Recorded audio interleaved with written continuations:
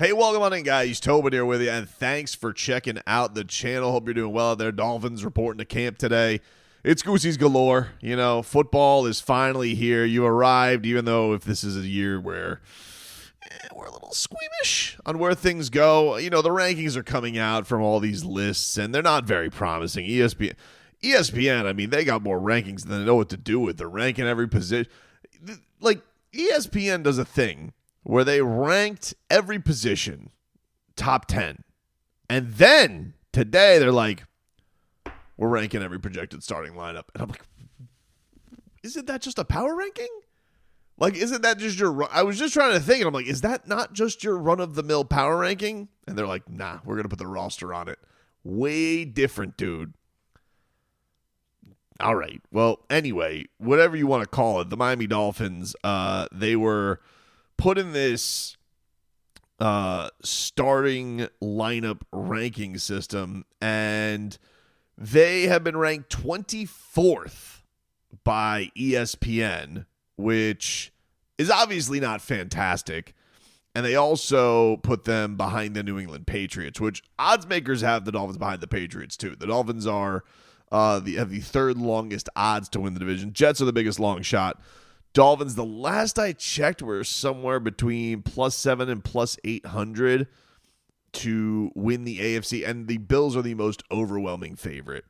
But, man, I was like, already we're going with that? I guess if you're projecting, but they got the Dolphins behind the likes of the Raiders. They got the Dolphins behind the likes of the Jaguars. Oh, I mean, all right. That's pretty crazy to me. I do feel like there's a point where the Dolphins look. There is a place where the Dolphins season is a disaster. There is a scenario where this all goes to hell, and especially from an internal combustion area too. But I also feel like the Dolphins have been slotted way too far over to where like. People are treating them like they're going to be a 5-win team or a 6-win team. And obviously, like, you're going to have to lose the starting quarterback again for that to happen. The schedule is not that tough. I think they have the 5th easiest schedule in the league this year. The last thing, one of them rankings that came out, it was not like they have the most daunting task. Now, do they have a division king that they're never able to beat? Yes. I mean, that's very, very frustrating. So you can almost chalk up 2 L's every year by that unless the Dolphins go and change things. But, you know, I was like, really? You guys really are putting the Dolphins 24th? All right. They put their biggest strength into wide receiver. Miami's receivers underperformed this year, but Tyreek Hill and Waddle led a group of super talented. It's a good bet for a rebound dealing with injuries. And the 2 eye safety look lead rate. Tyreek Hill's yards plummeted from 1,800. Miami also upgraded step by signing Nick Westbrook-Akine, who had 9 touchdowns and 32 receptions last season. Definitely excited about that. Definitely excited to see what Malik Washington's able to do this year. It was part of the reason why I was like, I don't know what you're going to get from Darren Waller. But it's part of the reason like I understood the Jonnu Smith thing because you do have so much invested in those 2 receivers. By the way, you know what I found this interesting. You know, that Jerry Jones is a kook, right? And he's getting into a bit of a pissing contest publicly with Micah Parsons and his agent. That's still going on. And he's just like, you could sign somebody and then, you know, all of a sudden they're gone, and you sign them to 4 years, and they get hurt with 2 years. I'm like, yeah, that does happen, Jerry. That is sports. That does happen. But I saw him speaking today. I saw Mike Brown, the Bengals owner, speaking today, and it made me think a little bit about Stephen Ross, because Stephen Ross used to have press conferences that were a doozy sometimes. And I know Stephen Ross is much older now. I don't know how much longer he is going to be I don't know how much longer he's going to be doing this thing and running the team and being the guy. He's 85 now. But I would kind of like to hear from him. Like, I know he's going to do probably his hit the first home playoff game. And I'm sure he's going to be uber positive and he's going to be spoon-fed questions by the booth. No hate. That just is what it is. He's Big Boss Ross. And there is part of me that looks at this year, right? And I think there are things that are obvious about how the Dolphins are doing their business, but I do think it's kind of owed some level of explanation from Stephen Ross. And the thing that's a little bit odd right now is, you know, he is so old and there's so much that's happened since the last time he's done something like that.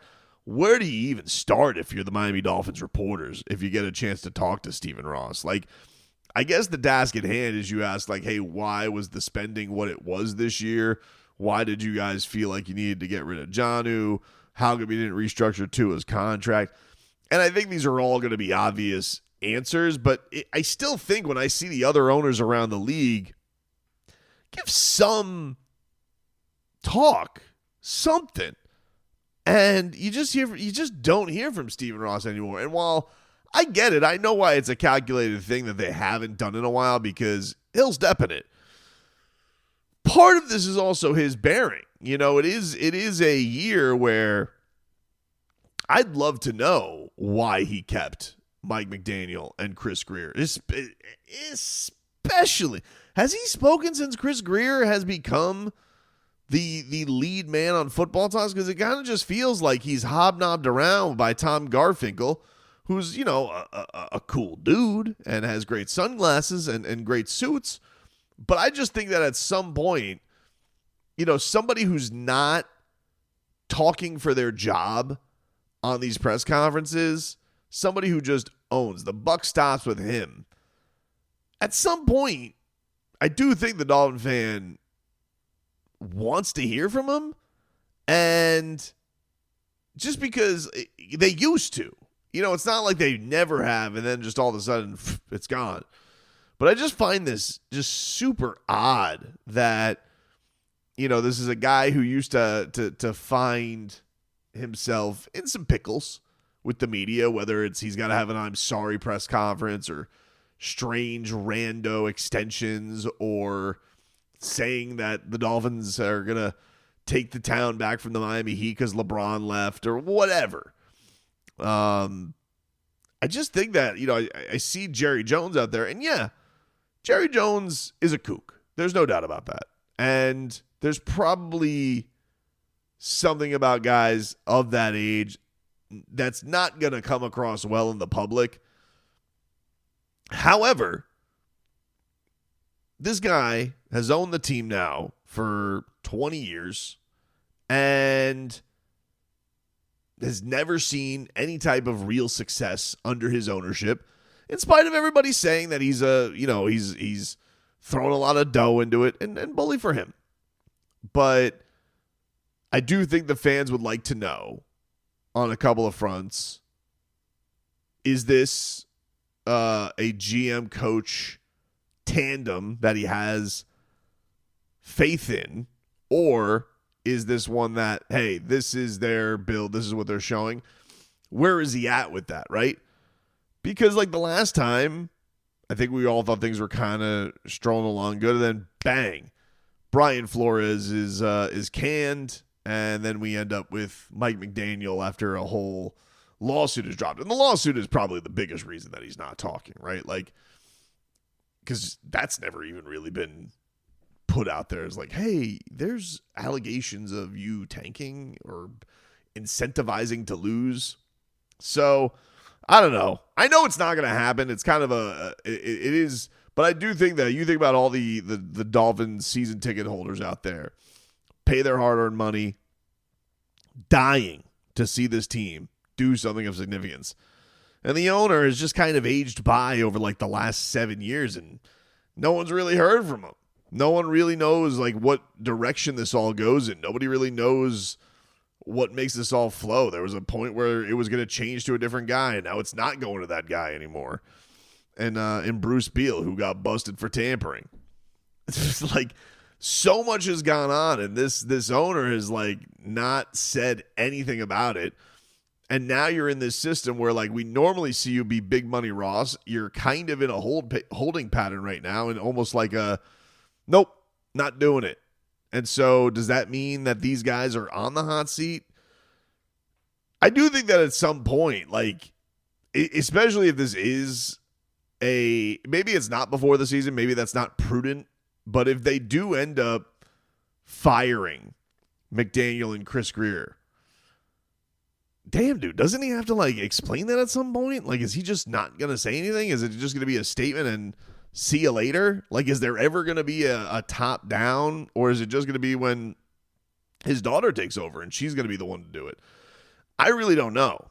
But I found all this, I just was like, man, these owners are out there yakking. They're talking contracts. They're all, and Stephen Ross is kind of just in the, he's just kind of floating by. You know, while everybody's just furious at his head coach, they're furious at his general manager, and just not a peep from the owner at a time where, like, this guy used to give a lot of peeps, and now quiet as a mouse, dude. It's very strange. It's a very strange thing, and I know that it's calculated, but maybe it's time to reconfigure and get a new calculation, and it's time for him to not only answer some questions, but to give some conviction on where things are going. Because, respectfully, Mike McDaniel, what's he going to say? He's got to run the team day to day.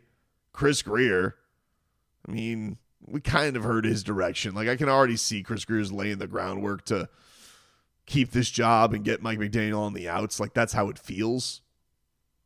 And you just kind of would like to know, with where the team is financially, with how bad those extensions went, with what happened, what does he think about the Jalen Ramsey thing? What do you think about having to just get rid of a guy who you just gave an extension to and the coach couldn't work out with it? Couldn't work it out with him. We just get nothing. Just got to sit here and assume that he's, like, you assume he's mad about it?